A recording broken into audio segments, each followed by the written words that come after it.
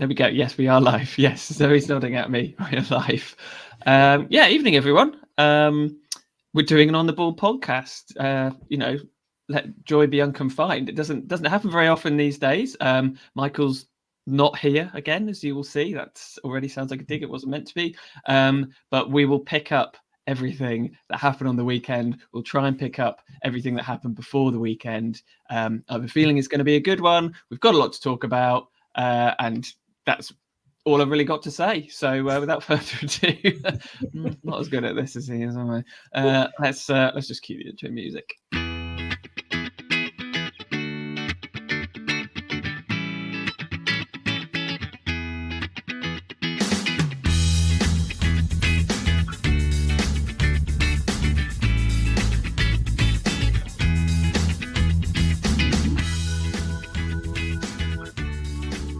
Hello and welcome to On the Ball, the Norwich City podcast that has a message to the young podcast that you can come from Norwich and break through. What you really need when you're a podcast with a lot to cover after a long break is a quiet game with few talking points. So this weekend wasn't ideal. Norwich City struggled with Leeds, see what I did there, on Saturday, going down 3-2. And that was after it all looked so good at 4 p.m. at Carrow Road. Wagner's tweaking. Was it as ill-advised as the first time he met Johnny Rowe, or are Leeds just a little bit better than us? We'll tackle Spring It, Somerville, the fall-off in the second half, and ask if we're set for a winter of discontent. Plus, Dan will probably say something about the number of wingers on the bench. And that's before we even mention Daniel Farke. His return concluded the way it all ended at Carrow Road for him as Norwich City manager, with Leeds winning. Just how much do we miss his lovely German analogies and chaotic attacking mid-game changes? And how many hand clap emojis does he deserve for the double #classy gestures of not celebrating a winner and saluting the Norwich City fans after the game? Plus, we get our rave on as Norwich City hire Napa and try to pretend we're clued up on Arsenal's loan manager. We'll ignore the fact that we've lost a game 6-2 since we were last on, answer any of your questions, and do a quick check to see if any of the panel have been approached by Bayern Munich podcast. I'm Steve Sanders, AKA at NCFCnumbers, and we've stuck with our Kenny and Sarah pairing tonight. The engine room, creative outlets, and defensive shield all rolled into one. Firstly, we've got the second finest Daniel in Norwich City's history. It's Mr. Dan Brigham. Dan, how are you doing? I'm great, Steve. How are you doing? I'm equally great. I mean, I feel like I didn't suffer quite as much as you did in getting to the game at the weekend. But, I mean, I don't know. Do you want to do a long spiel on that, or should we just leave it to the listener's imagination? No. Just a very lengthy journey there and back, but not quite in the running for fan of the season though. With the length, I don't think. Not going to be troubling last year's. The Irish Canary travels over from Dublin every day. Mm-hmm. I was just going to say I don't know who is in the running for fan of the season, but I mean, Westy has to be quite a big front runner at this point, right? Yeah, I think you're going to have to go some. I mean, you'll raise £500,000 for charity, whatever it was, as well. But let's not rule it out in the next 6 months or so. And just like England's ODI team, we are lost without Morgan. So we've decided to welcome Zoe back, which is good because we love having Zoe on. So how are you doing, Zoe? I am good, thank you, Steve. Yes, just recovering from the journey to and from the game.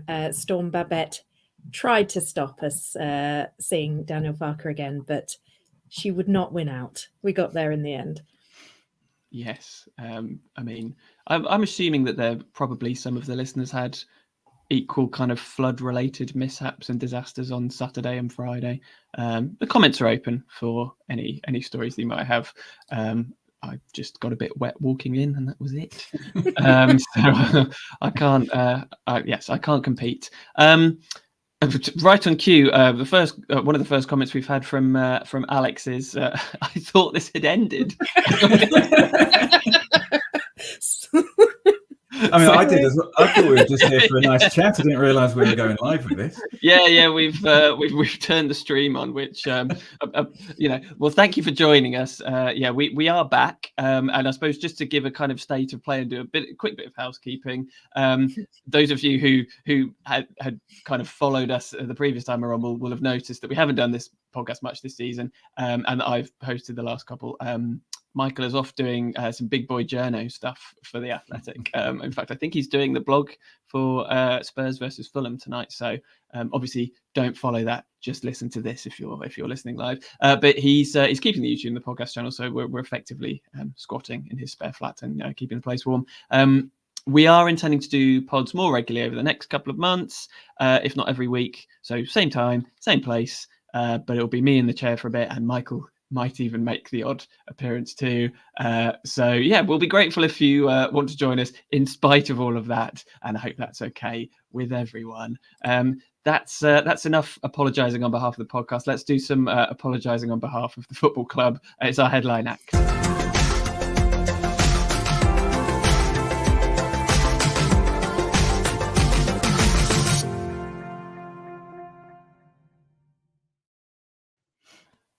Speaking of the downgrade from Michael as host to me, how about Daniel Farke to David Wagner?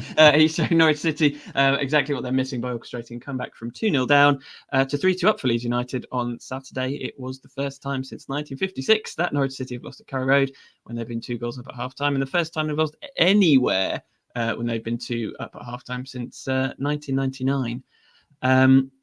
Zoe, I've read Dan's A Long Come Norwich piece, so I'm going to come to you first for some levity. It felt to me like that was everything good and everything bad about this Norwich City team across sort of 90 odd minutes. So I mean, what was your assessment of a pretty chaotic game?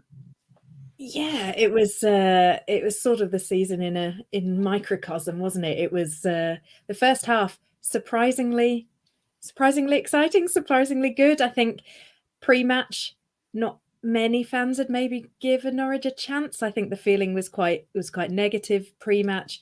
Obviously, there's the immediate sort of horror whenever our team sheet goes up that it's nowhere near going to be good enough.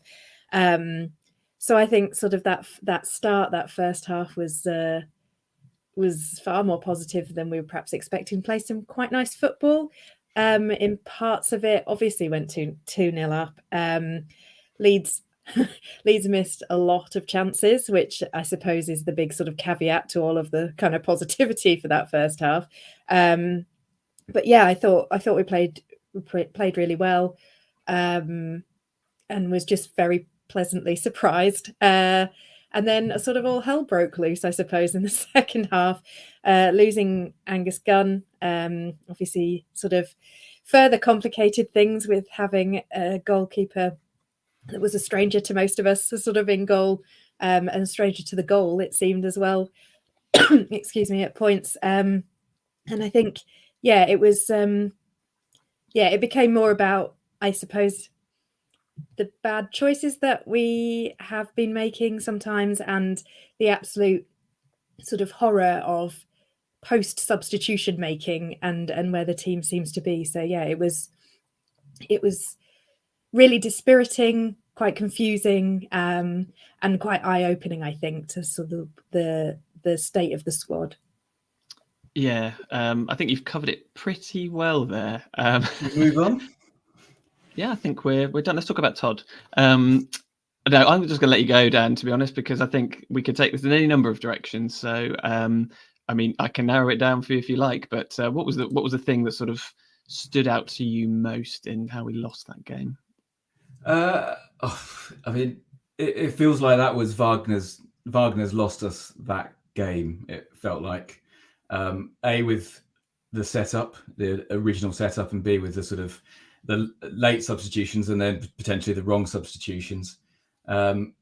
Currently, all season, the way we've set up seemed to work perfectly with Barnes and Sargent. I think it was a really nice, tight fit.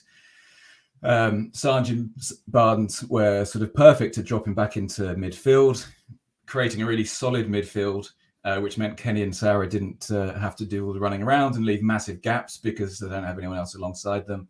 And that also meant there was no pressure on 2 rather slow centre-backs. What's happened since Sargent and Barnes has gone is that we've just tried to replicate that system, but without the same personnel, unfortunately. And I guess,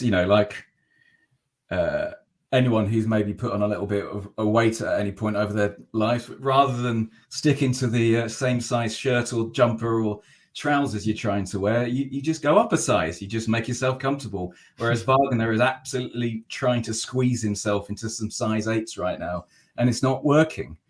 Sargent and Barnes worked up top. Any number of the combinations up top means we can't play that system because we don't press as well without Sargent and Barnes, which puts extra pressure on Sarah and McLean, and then extra pressure because of that onto our centre backs as well. So it's a bit of a mess, and it feels like Wagner's now got to the stage where he's just incredibly sort of stubborn about keeping this. And I get the principle of sticking to the system. They train the system every single day, but when you don't have the players to play that system effectively, then maybe change that. And you have got options. A lot of us, I think, were surprised not to see Forshaw start on the bench. Start on in the starting 11 to shore up that midfield. And even more surprised when it was clear that Leeds were really sort of dominating through the centre of the park, as they did in the first half, but then continued to do in the second half, that we didn't bring him on earlier to shore things up as well. So I just think it needs changing in terms of the system to get out the best of the current players while there's still time. But I'm not sure Wagner looks like he's going to do that, because he didn't do that at the end of last season either. Yeah, I mean, I think that's the thing. There are still positives there, but there are some glaring weaknesses. And actually, I can't quite weigh this up with the defence, in that no one's conceded more goals than we have. We're in the bottom 3 for XG. I think only Plymouth and Rotherham are worse than us, who've both beaten us, by the way. And only Blackburn have conceded more, have had more shots on their goal. And yet, it feels like Giannoulis and Gibson are playing as well as they have done in years. Well, certainly, I would say since their first season under Farke. Stacey and Duffy both look like good additions. So I think we could probably agree on that. And McLean and Sarah are, do an excellent job at the base of the midfield and have done all season. And those 6 and Gunn have played nearly every game. I think Giannoulis has missed one, and Gunn will probably not be available tomorrow.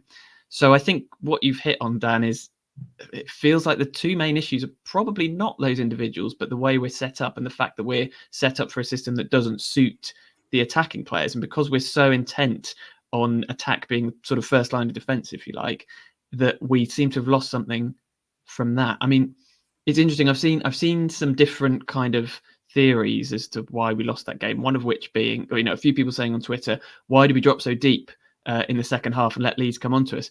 I thought it was the opposite problem. I thought it was quite clear that we kind of got away with 2-0, and yet we continued to press them high up. And I just had a little look back at the first goal, which was sort of the key turning point in the game. And if you look where Leeds win the ball and when Ruta gets the ball, you've got 7 players standing in the Leeds half, Norwich City players who are out of the game. And suddenly it's 3-on-3. And as you rightly said, what you don't want, Gibson and Duffy will head the ball and clear the ball and block the ball for you all day. That's what they did the entire second half against Coventry. In one sense, that didn't go so well for Gibson. But what you don't want to have is them running back towards their own goal. And to be honest, I just think the tactics were naive. And actually, like you say, he didn't adapt to the situation of the game. There's nothing wrong sometimes with saying, right, we're 2-0 up, let's hold what we've got. But I don't know if he can coach in that way. And that is going to be a problem against the better teams in this division. That happens at 0-0, at losing 1-0, at losing 2-0, at winning 1-0, winning 2-0, is those massive gaps with your fullbacks high up the pitch. And poor old Duffy and Gibson, who are very capable centre-backs at this level, completely exposed because we're not playing the kind of football that gets the best out of our centre-backs. And McLean and Sarah have been really, really good this season. And yet our midfield gets dominated over and over again because they've got no support in there. And I don't know, really, what do we know about football compared to what David Wagner knows about football? Absolutely zero. But I would like to know the reason why he sticks to this. Obviously believes in his system. But it's absolutely a system that has to work. That works only when everyone's incredibly intense, huge amount of power, some really great mobile, fast centre-backs, which all respect to them, they are neither mobile nor fast. And also really, really pressing forward players, which we are missing at the moment. So, yeah, it just feels like It feels like you might get the occasional really thrilling game like we did on Saturday, and for the neutral, it must have been a really good game. But mostly, you're going to get hammered because you're getting hammered in the centre of the park, and that's where games are won and lost.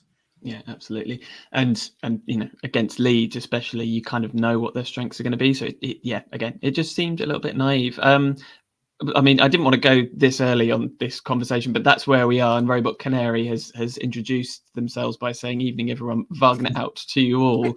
I mean, I would say this is the third, probably the most pressure he's been under, because, as you say, Dan, it felt like he was culpable for that defeat. So, Zoe, I don't know where you are on the Wagner out scale, from kind of happy, clappy, mildly indifferent to storming on the pitch and throwing your season ticket at him. Well, you know me, I'm a classic happy clapper. Really, I'm not going to be sort of baying for blood, I don't think. But at the same time, I think the thing with Wagner is that he's bought himself a bit of time, good feeling, whatever that is, in a way that Dean Smith didn't, because he seems like such a nice man. He's really tried to sort of endear himself to the fans. Like he obviously does work really hard to get stuck into being Norwich City manager, and there's a lot to respect about that. And I really want him to do well. And some of the last time we were on, feels like decades ago, that we were we were in a really positive mood talking about how we're probably going to get promoted and it's all going to be great.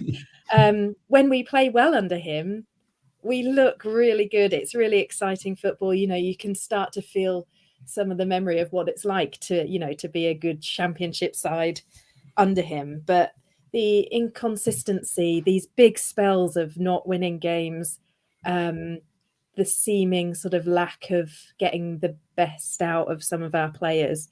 If we get to the end of this season and it carries on like this, and we've had Gabby Sarah for the whole season, and you just sort of think, of what might have been in terms of what we could have seen with him. It's a bit concerning. And while I'm not going to say like sack him, I think, and I've obviously got no idea who I would say should be Norwich City manager, but it's at the moment it feels like something that needs nipping in the bud, and whether that is being a bit more flexible and trying new things, or it is trying something new in terms of the manager, I don't know. But from the end of last season to where we are now, there's some really worrying things going on. And as time goes on, if we carry on being a very average championship club, we know all the problems that come with that in terms of attracting players, attracting managers that want to come and work with us, and all of those things. So it feels like it needs to be addressed in some way. What that way is, I'm not entirely sure.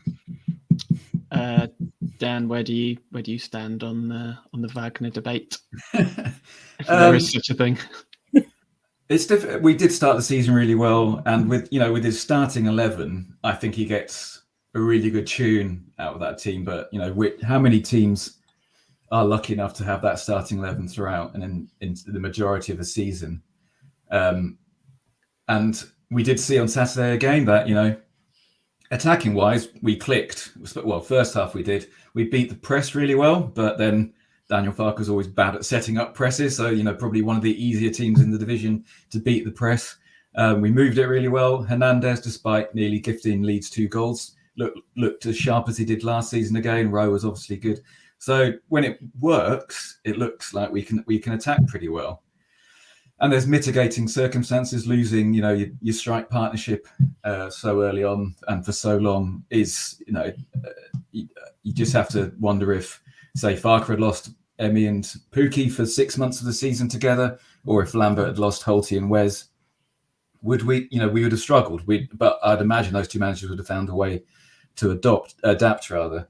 But I suppose the biggest concern for me is if you replace Wagner, you're bringing in a manager who has to deal with 6 wingers in the squad, no creative number 10s. I suppose you could potentially count Nunez and Sarah there, but they both really prefer playing deeper.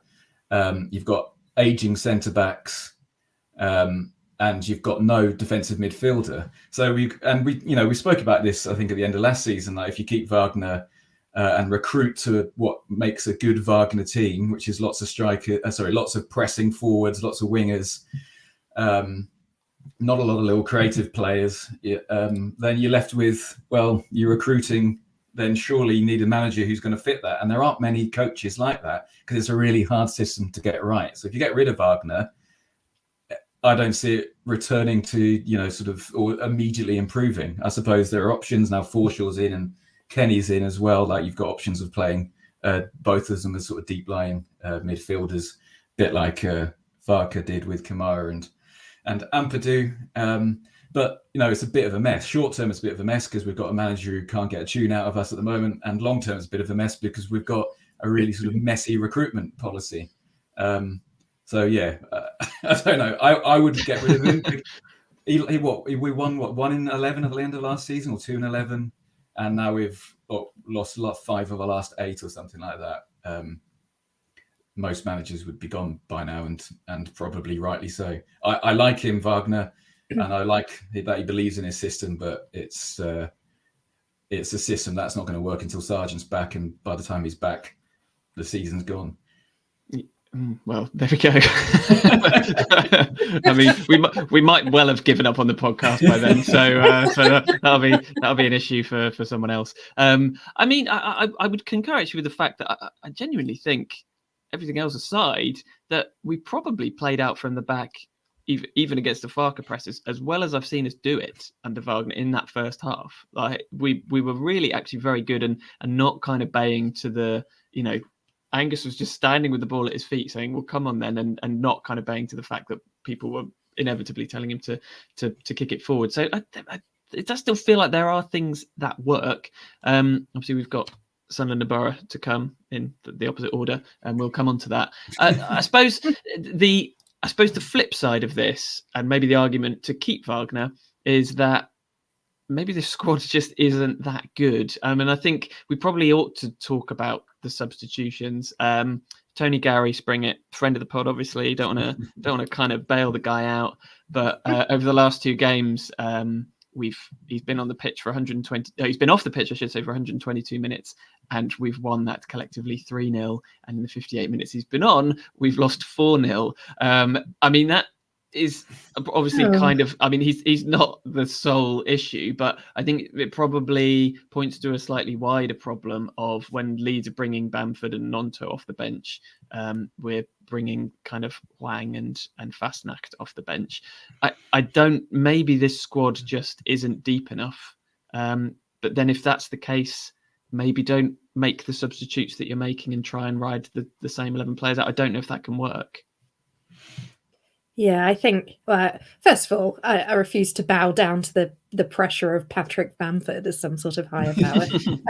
But I think you're right in terms of it was more the order of everything, I think, on Saturday, bringing Springett on first ahead of Forshaw when that seemed to be what we were crying out for, as Dan said earlier. And yeah, I think what's quite weird is quite how bad it does look when we've made 2-3 outfield substitutions. How much, it would be interesting to see sort of how much by a percentage it gets worse, because it does really feel like all hell breaks loose. Like there was these points in the second half where we didn't seem to be in any kind of formation. People didn't really seem to know where they were going. And yeah, I mean, Leeds were causing chaos in the same way that we used to do that a long time ago. And that can confuse you, especially when you're under a lot of pressure. But, we haven't got a big enough squad for a lot of these players to understand that they're probably going to be playing a role off the bench, during the week, to think about what that looks like sort of as they're preparing for the game. It sort of feels like they're coming on and have no thoughts on, the way it's going to go and how they're going to arrange themselves. And yeah, it's not necessarily who we're bringing on, although it would be nice if perhaps, obviously if we had more fit players and, it doesn't start to look quite so weak, our bench. But it's the lack of organisation and perhaps the order or the seeming randomness in which it happens. Like sometimes, just 3 people will suddenly appear at once and it's like, I don't know. Yeah, sometimes they come on for players that are actually doing, pretty well and look like they've got still legs to go further into the game. It's at that point where you think, oh, things could go very wrong here, and they did go very wrong on Saturday, and it's not the first time. So yeah, I'm not sure what they're doing when they're training to make this be such a significant problem. Like, what are they ignoring during training to make this happen? Yeah, and it's the compulsion to at all costs get 5 subs on the pitch. It's like a kind of addiction that it must happen. Hwang must come on for Ida with 10 minutes to go, because otherwise I haven't used all my 5 subs, and if I don't do that, then I've done something wrong. It's slightly odd to me, but maybe we won't have to put up with it that much longer, and maybe the next guy will be even worse. One thing I don't know how it could be worse than 5. Somehow manipulate a concussion sub and make it 6. So I suppose the one thing obviously that rubbed it in even more is that, well, in JT's words, the one manager who could get Norwich playing great football again was at Carrow Road on Saturday. I'm assuming he's talking about Farke and not Wagner. So apologies if I'm putting words in your mouth, JT. And Jeff Lindell says, understandable angst for what happened against Leeds. How much of added angst came from it happening against Farke? Dan, it was nice to see him again, I thought. And, all the hallmarks of a Farke performance, as you say, not a great press, inability to defend set pieces, but ultimately somehow finding a way to win. Yeah, I mean, maybe JT was talking about Brian Gunn, actually, because he was at Carrow Road, and maybe he could get us playing great football again. Was Neil Adams there? I presume Neil was there as well. Neil Adams would have been there, I guess, yeah. So, yeah, lots of options to choose from there. Just one quick thing on the substitutions, actually, is that a lot of people, and you referenced it, is that, they're obviously bringing Nonto off and Bamford off. At Premier League quality, Bamford sort of that, Premier League Championship quality, and they have a better squad than us, Leeds do, and had a better bench than us. But we're still bringing off. We could have brought off, or bring on rather, Sains, Fashnak, Hwang, Nunez, all play regularly for their countries, and countries who are good at football and get regularly qualified for World Cups and can get deep into tournaments as well. Got Sains, who everyone is really excited by, and we've got Adam Forshaw, who Bielsa said was his best player at Leeds United. So as benches go, sorry, better than Bamford. Even better than Patrick Bamford, yeah, and Sam Byram, and we have a better bench than most teams do in the Championship, or at least better bench on paper that you'd like to think a manager could utilise in a slightly more smarter way than is being used at the moment. And you'd like to think, although Farke got a lot of stick in the Premier League, probably quite rightly, for his substitutions, but equally our bench really was quite bad in the Premier League. He used to affect a lot of games in the Championship for Norwich. And what he would always do is, when we're chasing games, change to 3 at the back, put a winger as a wing back, and we'd go and win a game, which is exactly what happened for Leeds. Put Dan James at left wing back, went 3 at the back, and it turned it around as well. So yeah, it was it felt very familiar, the way that Farke suddenly turned it around. Yeah, and I think it was a stark contrast to this time last year in the Championship, when I think we were looking at teams and players and going, what is this level that we've dropped to? I think it was, Leeds were good despite their failings, and Somerville was just fantastic, I thought, and obviously scored. I think was maybe not the best player on the pitch, but certainly one of them before he scored the 2 goals. But and Ruta and Pirro are very classy, and the kind of players that Farke will absolutely get the best out of as well, you'd think. Yeah, I mean, you could say that in their chase to catch Ipswich in second spot, we've done the decent thing by completely folding there. Maybe it was all done by design. Was there anything else on Leeds, on Wagner? I feel like we've covered most of it, but go on, Zoe. Well, just on Farke. Yes, sorry. You even teed me up for this before the pod. I just the one thing that I've prepared for in this entire time I've been on this podcast. Just on Farke, it was interesting that he said after the game that he hadn't quite known what to expect and how he was going to feel. I think maybe it took some of the rest of us by surprise as well, just what it felt like. I think I've certainly been guilty in the past of, perhaps putting a bit of a brave face on it, a bit of bravado around, he's not the manager now, let's move on, let's not think about it. But seeing him again, so he's so familiar, in his mannerisms, the way he stands, the way he walks, and it really brings it all flooding back, I suppose, in terms of what he did for the football club. And I think, we knew it at the time, especially in 1819, that things like that don't happen very often. And men like that coming into a club and absolutely changing the fabric of what the club is, that is a generational thing that he did with Norwich City. He and the team that he built, the players as well, but they absolutely changed for that time what it felt like to be a fan of Norwich City, the way that we expect the team to play, the way they did play, the fact that we were winning, the fact that, there's 2 trophies there, that in very fundamental sort of big part of that. But I think that, his emphasis on entertainment, of enjoyment, of what it was to watch football and what they wanted to bring to us as supporters, his manner, the way that he was with the fans, that absolutely changed the club. And what we are seeing now is that we have been changed by that, and now we're not quite sure how to mend ourselves after he's gone. He has left such a gaping chasm, I think, in terms of everything he brought to the club. Dean Smith was obviously the wrong person to fill that gap. David Wagner is doing some of the things that perhaps Farke did without necessarily the things that you need on the football pitch. And we will talk about him for years and years to come. And I think sort of seeing him, not wanting to celebrate, applauding the fans, that was such a lovely moment, because I think what it always felt like, and it can be very easy to sort of ascribe a personality or an emotion to men that we are just watching from a distance, from a long way away. But I think, you really understood that it had been both ways. He really cared about being Norwich City manager. We really cared about him being Norwich City manager. And the real sadness of it all at the time was, whether it was the right reason or the wrong reason that he lost his job, it happened sort of so suddenly and so unexpectedly at that moment.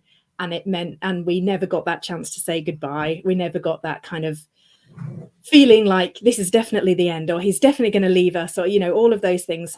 When Paul Lambert was manager, constantly a feeling, well, he'll ditch us eventually. He'll go on to do whatever he wants to do.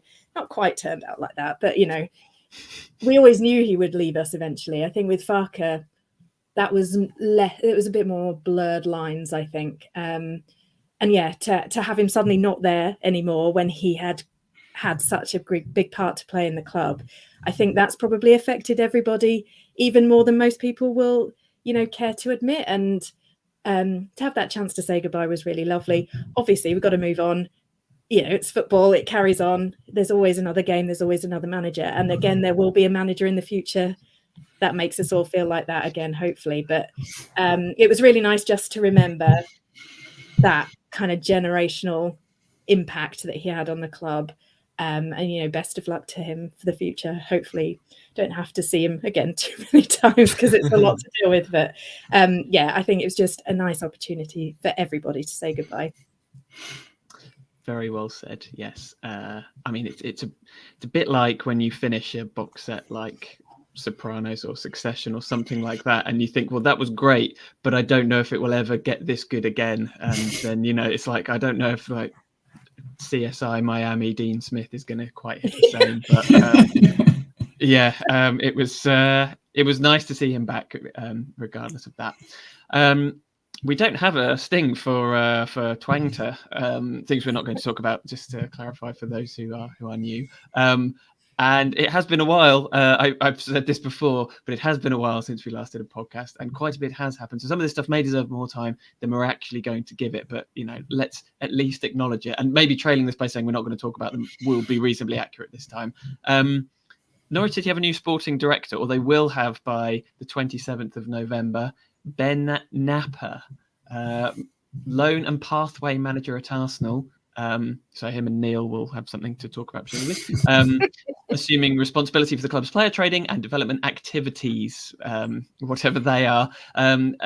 Before that, Napper had spent 9 years leading the performance analysis department at Arsenal. So good numbers guy, working closely with key senior personnel across first team and academy operations. I am reading this from the club's official website.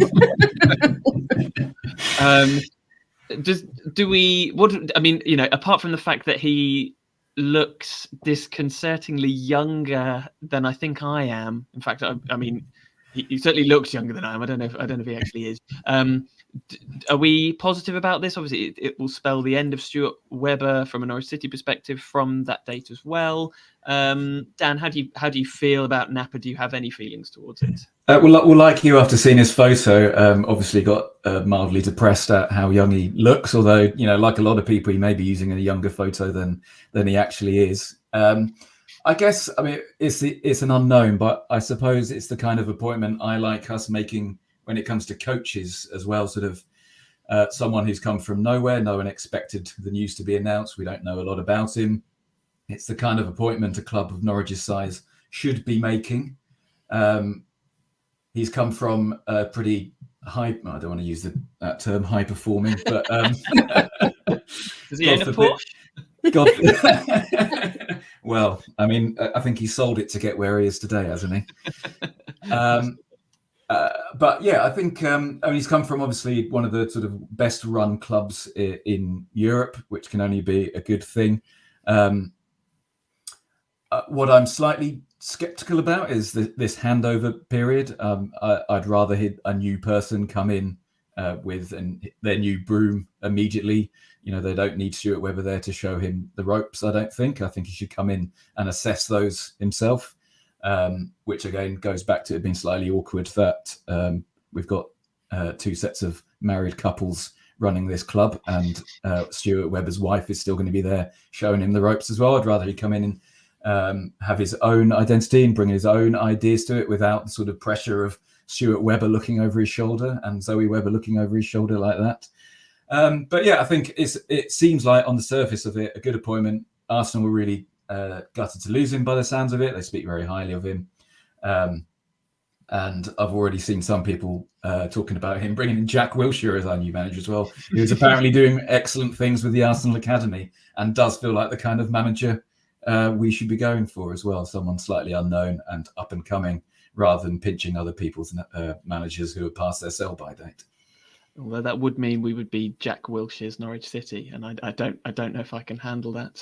Well, at least you could probably put to bed that goal that always gets replayed that Arsenal scored against Jack Wilshere scored against us, which was obviously fluky because it involved two no-look back hills where they had no idea where the ball was going to end up. So he could come in, put that to bed, get the Norwich fans on his side, and turn things around. I mean, it's nice that you think that that's going to be put to bed and not replayed endlessly. But yes, let's hope so. Sorry, go on, Zoe. The big question, if he's a big numbers man, is has he been in touch, Steve, as Norwich's premier numbers man at the moment?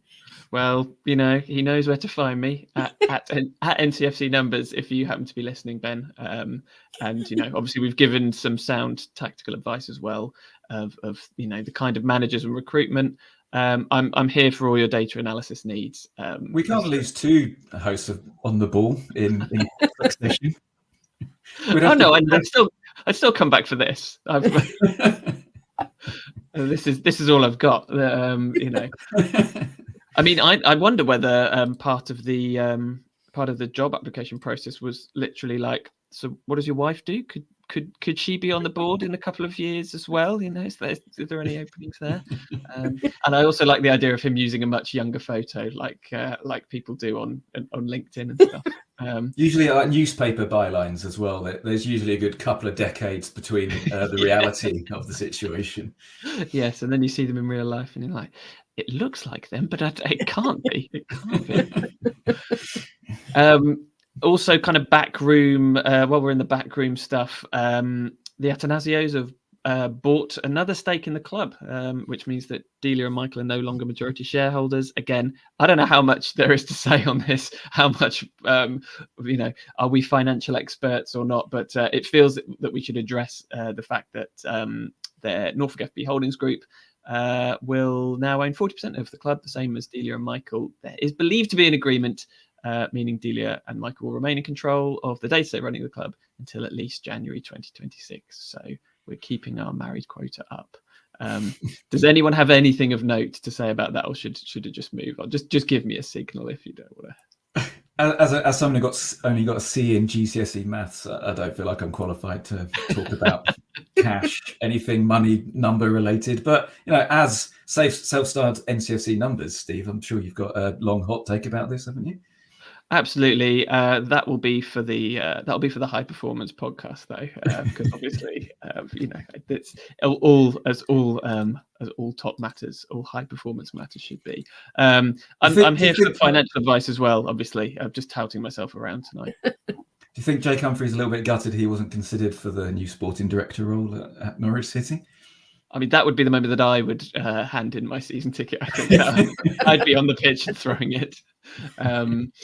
Well, anyway, we will try and follow. I mean, that's a kind of we need Michael here type story. So hopefully he can give us some sort of lowdown, as much as he has one these days, when he returns on that. New deal for Josh Sargent here for another 5 years. Let's hope most of that is spent on the pitch, and he's not going to be forever one of those players like Isaac Hayden, who was better when he wasn't playing, and we were just willing back, and then he played. And he hasn't got a club, has he, Isaac Hayden? Or no. have I missed that? Newcastle did let him go, didn't they? Yeah. Is that right?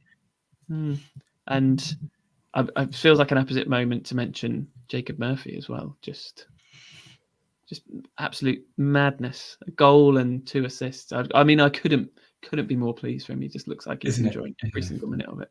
Isn't it lovely? And it's also very heartwarming that Josh Murphy on Instagram always congratulates him as well. And it seems very well-meaning, when obviously he's struggling a little bit in his career and not getting in the first team at Oxford United while his twin brother is playing in the Champions League and storming it for Newcastle United in the Premier League. It's just lovely to see.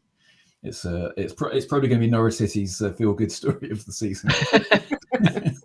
yes, in partnership with the PIF. So Isaac Hayden has moved to Standard Liège. Oh, okay. Well, who knew? Who did know? Let's hope there are no nippy attacking players in the Belgian Premier League for the sake of Isaac. Should we talk about Todd? I feel like that's what we're all waiting to do. So yes, for those who don't know, Todd Cantwell, who is now at Rangers, similar level of football to Standard Liège. Sorry, Hodgie, if you're listening. Spoke on the Beautiful Game podcast for an hour and 45 minutes. I mean, if you think we go on, good God.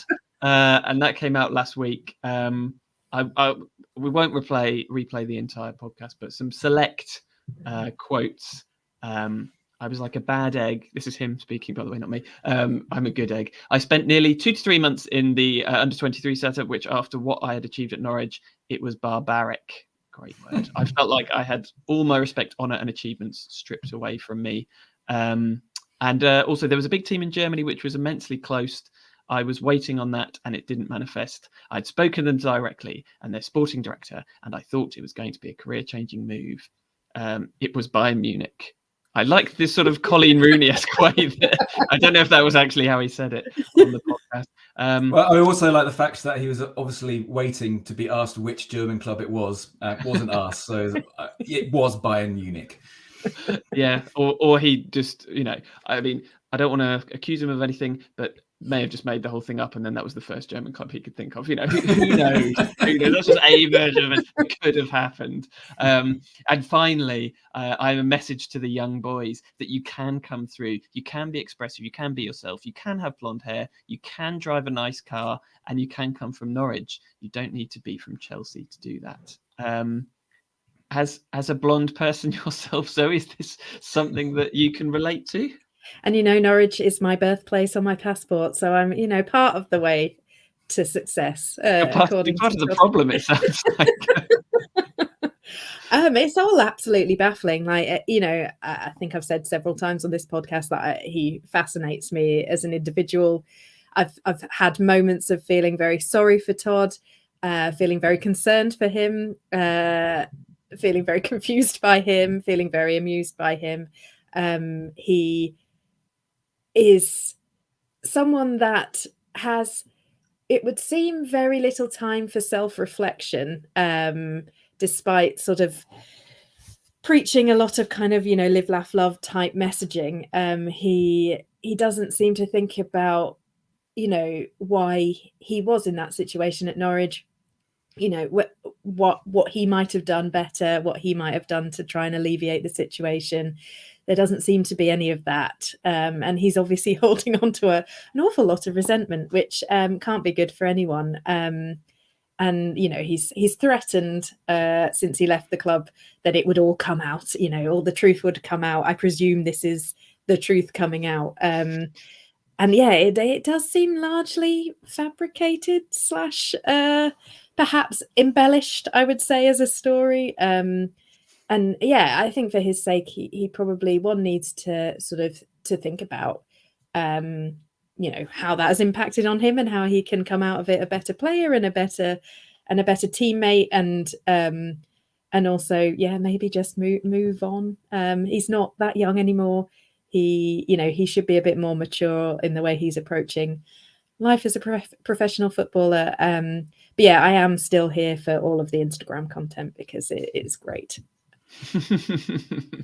Yeah, I mean, if this is the truth coming out, then what a disappointment. I was really hoping for something more than Bayern Munich made an offer for me. But who knows? Maybe there will be more to come. But I think, as you say, Zoe, probably best that he moves on, and maybe we should too. Although let's face it, we're probably not going to. But for now, let's move on.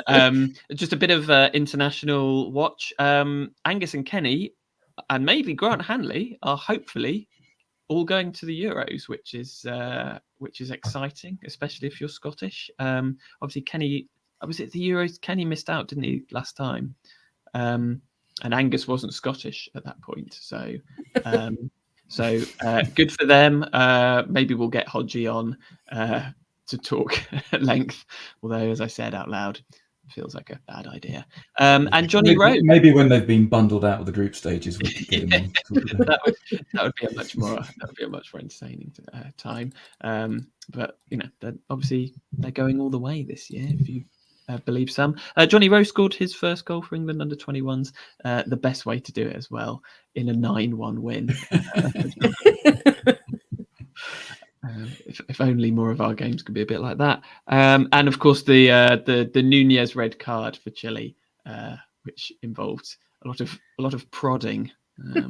What a great there was as I think I said to you before, Steve. Actually, it was like the mild prodding of someone who couldn't quite believe the person in front of them was a physical being, like he thought it was some sort of hologram or something. Just really gentle prodding. It's like, oh no, it turns out you are real, and yet you are sending me off now for doing that. It's good to see Rowe performing as well, not just at Carrow Road and on Norwich's stage as well, just sort of really lighting up football, putting them on notice what a talent he is as well. And thank goodness for him, because he's been, along with Sarah, a real sort of shining lights in the season so far, amongst a little bit of gloom. Yeah. And to go back to Nunez, I very much enjoyed in Wagner's press conference him saying twice today, what happens in Chile stays in Chile. like some sort of hangover incident took place while he was out there. But let's assume he was referring to the red card. And I mean, this is the problem with doing these so infrequently. This feels like an age ago, and literally everybody in the world will have seen this by now. But I think it is worth mentioning one more time the World Mental Health Day video that the club put out, and in the midst of how much we seem to have not got right over the last couple of years, just how absolutely kind of spot on that was. And one of those weird, rare things on social media where literally everyone was positive about it. I mean, that almost never ever happens. Like I say, everyone will have seen it by now, I'm sure. But if you haven't, it genuinely is worth seeking out. And I suppose a little reminder that as funny as it is, probably not to be too mean about Todd Cantwell, because, you know, it can affect people in many different ways, can it? Although he does bring it on himself. I mean, yes. he is from Norwich after all, so fair play to him for making the most of it. You know, just like coming from the favelas of Brazil. What a story it's been, his rise to prominence. What a Wally. I feel like you started off by making a serious point of saying we need to be nice to Todd Cantwell, and finishing with what a Wally was probably not the way that you'd intended to go. But yes, I think both things can still be true, can't they? Yes. And we do genuinely, I think, wish him well with whatever he does next. Although I am disappointed he didn't touch on that podcast on why he blocked Michaelbailey on TikTok, because we've never quite got to the bottom of that story, haven't we? Michaelbailey's in the rearview mirror for him. It's very much like the On the Board podcast. Left him behind. Not important anymore. Anyway, was there anything else that we haven't covered just in the general Norwich sphere? I mean, obviously, there have been a lot of games, there have been a lot of goals, mostly in our net, that we haven't mentioned, but they'll feel like old news unless there was anything specific from any of the last sort of 4 or 5 weeks. We've not really covered the new halftime entertainment and the jeopardy of being with a shot of winning a hot dog. It's ludicrous, isn't it? Which is really quite something. You can win a hot dog, you can win a shirt of a team you don't support, and then you can win the chance to maybe win a holiday. My brother was asking me at length at halftime, like, what link do we have with Las Palmas? And I was like, well, I think it might be in the Canaries. So is that the link? They play in yellow, right? That's the Gran Canaria stuff that goes all around the LED boards and stuff. I guess it's to do with that, isn't it? Yeah, it must be that. Seems a bit tight that we can't give away one of our own shirts, though. Although not as tight as just saying you can win a hot dog. For the next podcast, whenever that maybe, I'd like you to do some numbering, Steve, comparing the odds of someone actually hitting the crossbar 3 times in a row and winning the holiday, compared to other really unlikely things, you know, dying in a plane crash, being hit by lightning, me playing for Norwich City, maybe. If we could just get a nice list of stuff is more likely than hitting the crossbar 3 times, that would be good. I mean, we have tried literally everyone else up front with Adamida, so maybe it'll be you next, Dan. I'm putting that as a higher chance than some of the. I mean, so just remind. Is there? I meant to say this earlier. Is there anything that screams a guy being too wedded to a system than playing Liam Gibbs, poor Liam Gibbs, as a second striker?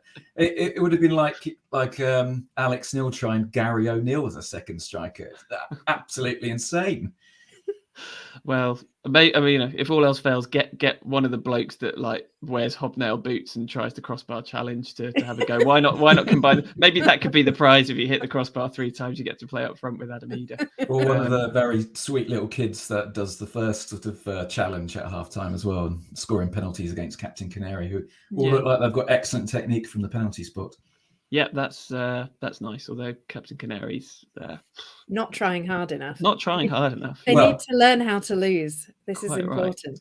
Right. Who is better at diving quickly to the ground, Captain Canary or George Long? Another thing you can possibly work out for next podcast, Steve. I'll work out the XG of George Long. Maybe after Tuesday. Let's not write him off. He literally hasn't started the league game yet. But yes, early evidence. George not promising. Going down in instalments. Long. I mean, you're right. Let's not write him off. Let's not be too mean about him, like Todd Cantwell. But the absolute delight that we saw on social media by Millwall fans when they sold him to us quickly came to mind on Saturday. Yes, well, all our other goalkeepers are out on loan, so maybe it will be Captain Canary on the bench on Tuesday. Tomorrow. Yes, tomorrow. Let's talk about that, shall we? Here's a sting. This is almost fantasy football. So yes, Norwich City have 2 teams from the northeast coming up in the next week. So let's just lazily bunch them both together. Middlesbrough are coming to the Carrot on Tuesday night, which is tomorrow, and then it's a trip to Sunderland on Saturday. After which point we'll have played all of the relegated teams and all of the teams who finished in the top 6 last season. They're still in the division. So just gets really easy after this, obviously. So we'll be back after the Blackburn game on the 5th of November, but that's so far away that I can't really be asked to preview that one. I hope that's okay. We can pick the bones right out of that one of the 2 teams who have conceded the most shots in the league. I'm sure it'll be a thriller. Is that one on actually, before we do, is that one on telly? Phil, it's moved to Sunday, isn't it? Yeah, Sunday lunchtime. Yes. Oh, yeah. I won't get you started on that, actually. Let's talk about Borough. Feels a bit like deja vu from last season, Dan, when they visited below us in the table, but after a bad start, but having suddenly hit form as we've tailed off. I think 5 wins in a row. So are we going to expect the same outcome as last season? Well, Middlesbrough at home last season was when and it felt a lot of people thought that was when Dean Smith should have gone, I think. Yes. But then it got worse, didn't it, when we went to Riverside and lost 5-1 to them last season as well. So of all the teams to face when you're conceding sort of 16 shots each game, then a team in form who've already beaten us well last season isn't great. But I suppose what we've been undone by a lot is teams really, really using a lot of pace through the middle, as Leeds did, and Plymouth certainly did as well. But they have lost Archer and Akpom and Ramsey, thank goodness.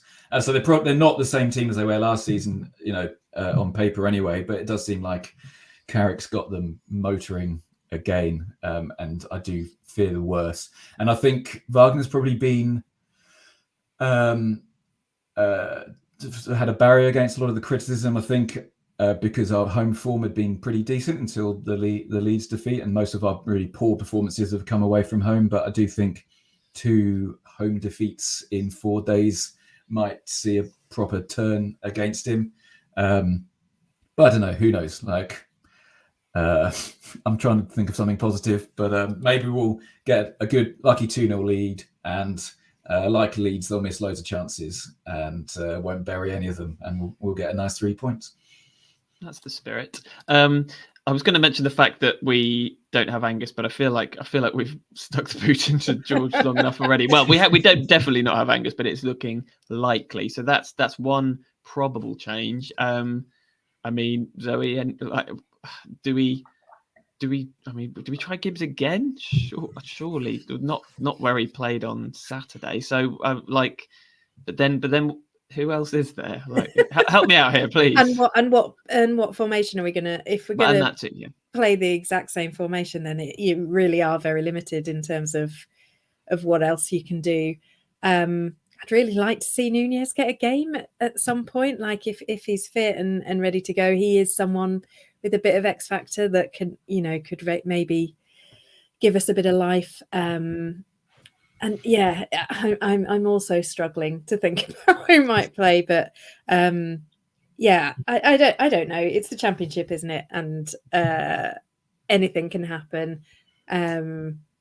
We might get a lucky 2-0 lead, as Daniel said, and thankfully Middlesbrough aren't managed by the ghost of championships past, so perhaps we won't have the kind of that 3-goal swing, but yeah, we are not incapable of winning that game. We're not incapable of going to Sunderland and winning. It feels quite unlikely at the moment. Last time we spoke, it felt quite unlikely that we would then basically lose every game that we've played. So yeah, things can turn around very quickly.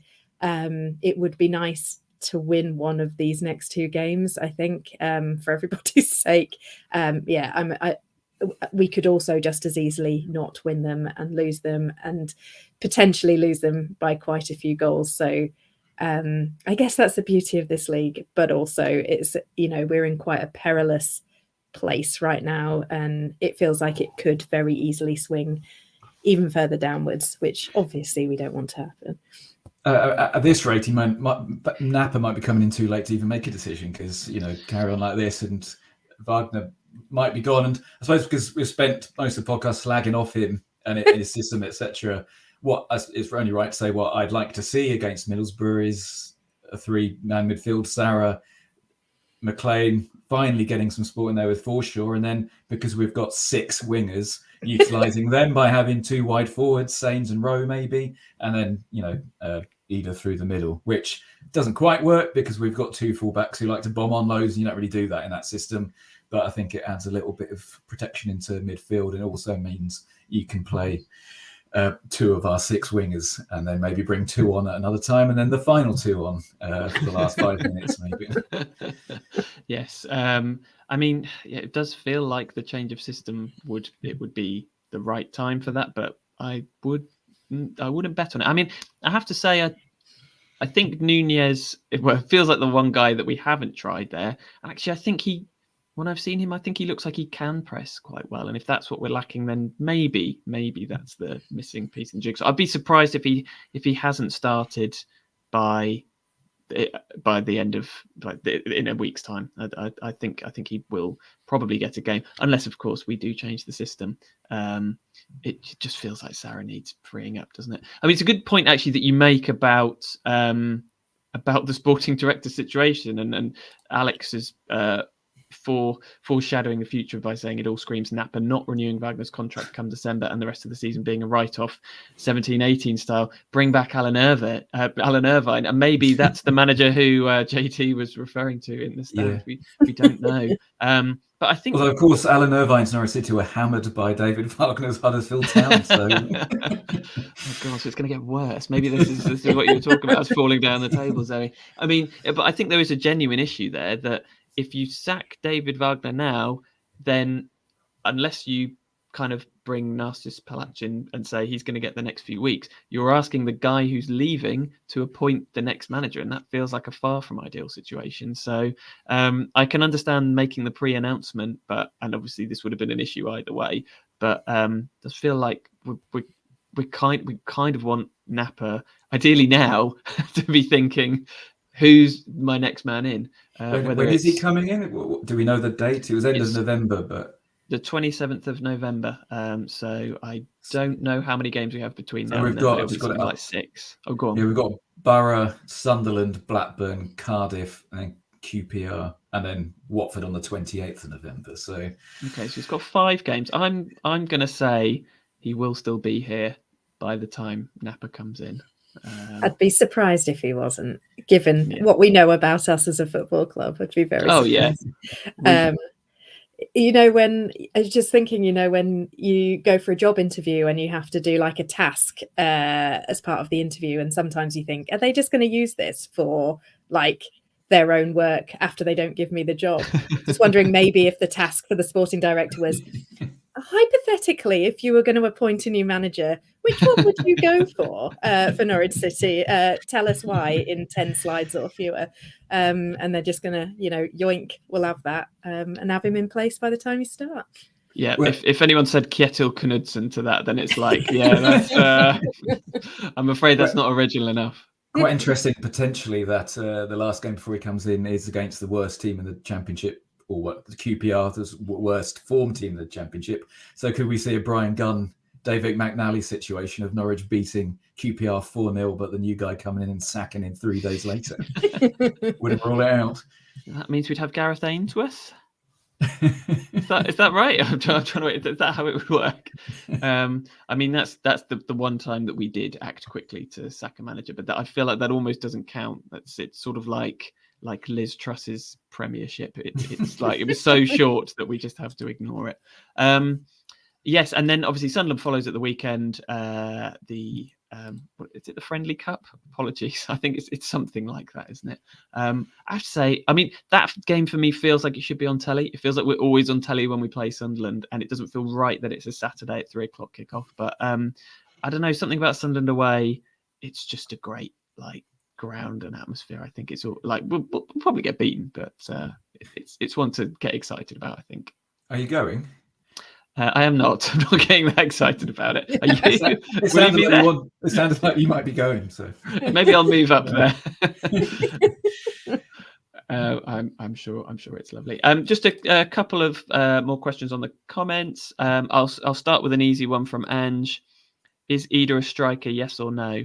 I'm going to say yes. Any advances on that? I was going to say earlier actually that say whatever you like about his finishing and some of the things that he misses sometimes, but I feel like his hold-up play has really improved. Like you can see the confidence sort of growing a little bit in terms of his contribution, I think, in games when he's starting now that perhaps we didn't always see before. I'm not going to go overboard, but yeah, I feel like he is growing as that kind of talisman in a way that we were hoping that he might a little bit. I think he played well on Saturday. I saw more criticism of him, and I think if we're still scoring goals, I don't think he should be solely judged on how many goals he's getting for us. Although he has scored 4, I think, which strikes me as not a bad tally for somebody that's not played a lot. 2 of them being in a 6-2 defeat probably kind of negates that slightly.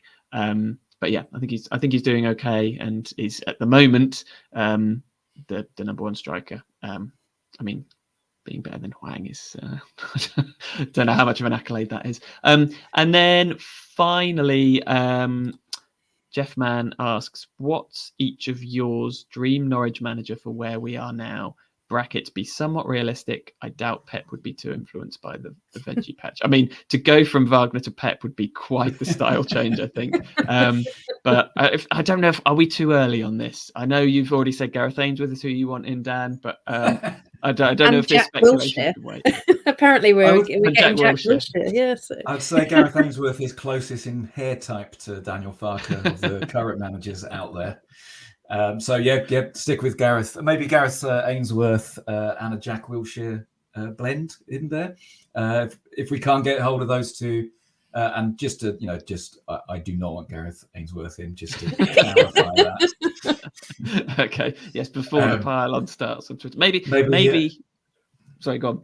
Dream manager would be Bielsa. It won't happen, obviously. I'm sure he's very happy managing Uruguay, and then. Just to annoy one of my best mates, the Portsmouth manager, John Messino, who is young and doing very well. They're top of the league and keep scoring 96-minute winners. Sounds like he's very much an up-and-coming manager. So one to keep an eye on, and will probably end up at a club with much more money than Norwich City, i.e. Portsmouth. So. Yes, yeah. Feel like he's doing okay. Zoe, any particular preference? Or Graham Potter is free. We could have him. He's looking for a challenge.